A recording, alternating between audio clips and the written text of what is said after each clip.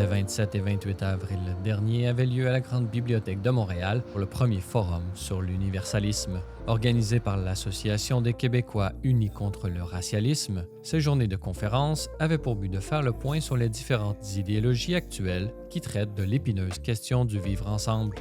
Pour sa présidente, Muriel Chatelier, il est impératif de revaloriser ce qui unit les Québécois en proposant un paradigme soucieux du respect du principe de l'universalisme. Mais le racialisme, c'est la segmentation de la société sur une base raciale. Et aujourd'hui, ce qu'on observe, c'est des choses qu'on ne voyait pas avant, comme par exemple des événements qui sont réservés aux Noirs seulement. On a vu, il y a des cours de natation qui sont réservés aux Noirs seulement. On segmente la société en fonction de la race. Nous sommes très surpris de ce retour de la race dans les enjeux sociaux, dans les rapports sociaux, alors qu'on pensait qu'on était rendu ailleurs. Mais aujourd'hui, on assiste à des choses qui n'existaient pas avant. Et donc, c'est ce qu'on combat, nous, cette essentialisation-là qui nous ramène constamment à notre couleur de peau. S'il y a les Noirs d'un côté, les Blancs d'un côté, je ne sais pas comment est-ce qu'on peut arriver à dialoguer. Donc l'universalisme, c'est en fait c'est comme une philosophie qui valorise les droits égaux. Donc on a les mêmes droits, tout le monde a les mêmes droits. On est tous sur la même base d'égalité. Contrairement par exemple au multiculturalisme au Canada, qui, eux, ce qu'ils prônent, c'est que chacun a sa propre culture, chacun vit séparé. On vit dans le même pays, mais chacun est séparé.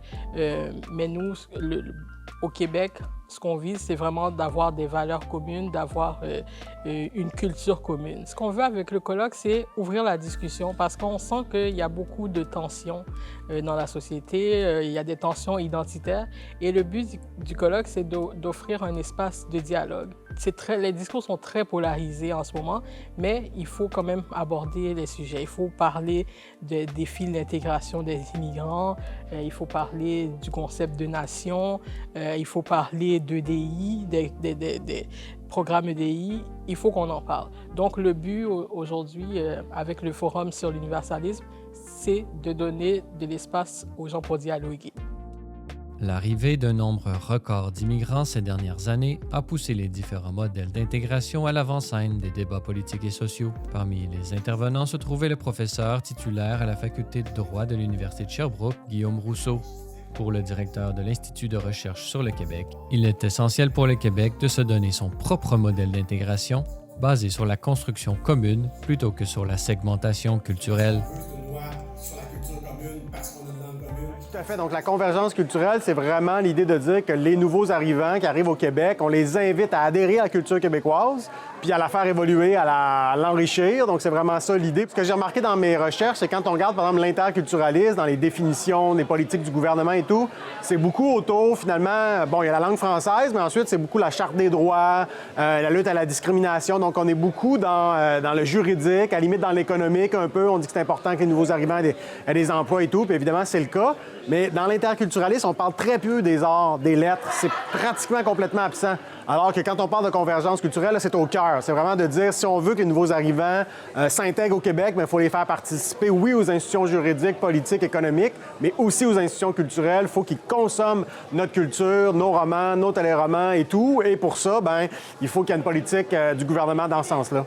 Ce que j'ai découvert dans un texte de Gérard Bouchard sur l'interculturalisme, et je pense que c'est vrai aussi pour le multiculturalisme, c'est plus difficile, c'est moins évident pour des Québécois qui ne sont pas d'origine canadienne-française de s'approprier la culture québécoise. Et c'est pour ça, je pense, que dans l'interculturalisme, finalement, il n'est à peu près pas question d'art et de lettres. C'est que des institutions juridiques, politiques, économiques, et je pense que c'est ça la raison. Je pense que Gérard Bouchard l'a comme explicité, ce qui est implicite dans toutes les politiques d'interculturalisme, de dire, OK, la culture québécoise, mais finalement, c'est pour les Québécois de souche, c'est un peu pour nous autres, c'est pas nécessairement pour tout le monde. Il n'y a pas de portée universelle, autrement dit.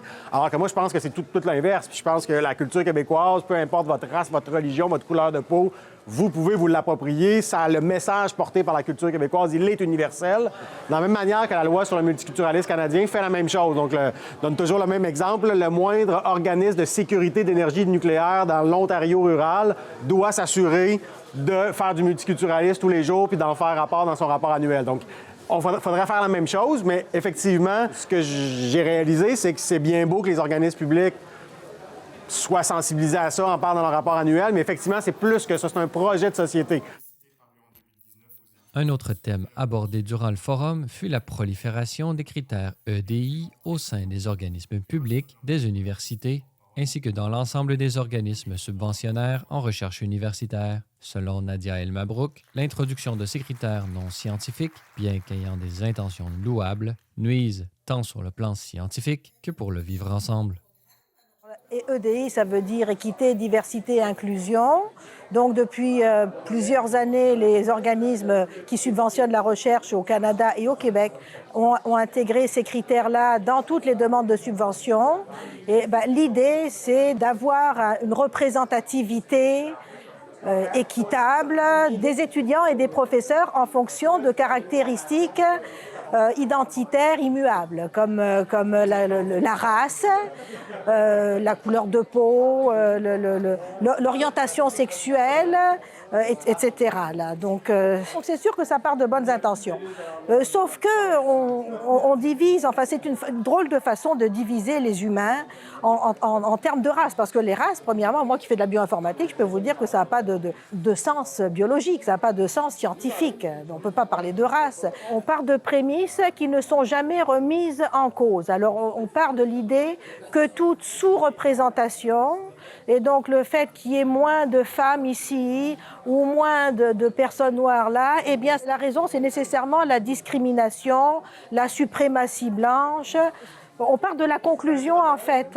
Et plutôt que de rechercher des raisons, eh bien la raison elle est connue à l'avance. On part avec la conclusion que c'est de la discrimination, mais on ne cherche pas à savoir pourquoi. Donc c'est pas de la science. Partir de prémices qui sont jamais interrogées, jamais remises en question, eh ben c'est le contraire c'est pas la science, c'est de l'idéologie. Le fait de détourner la science vers de l'idéologie, ça risque d'aller à l'encontre des idéaux de justice sociale. En tout cas, ce n'est pas en mettant l'accent tout le temps sur les différences entre les humains qu'on y arrive. Ce que je veux qu'ils retiennent, c'est que justement qu'au Québec, on peut se parler. Donc même si les sujets ils sont difficiles, on a un espace pour dialoguer, puis on a un espace pour avancer ensemble. Je pense que vraiment, les discours polarisés des derniers temps nous ont montré qu'on a vraiment besoin de se parler. Et je pense qu'avec ce colloque-là, je le vois déjà, les gens me le disent, ils sont contents justement qu'on puisse aborder certains sujets qui sont difficiles sur la place publique. Donc les gens sont contents aujourd'hui de pouvoir, d'entendre les discours qu'ils entendent, mais aussi de pouvoir s'exprimer sur ces sujets-là. Fondée en 2022, l'Association des Québécois unis contre le racialisme a pour mission de promouvoir la vision d'un vivre ensemble propre à la réalité du Québec, fondée sur l'universalisme et les valeurs de la nation québécoise que sont le français comme langue commune, la laïcité de l'État et l'égalité entre les hommes et les femmes.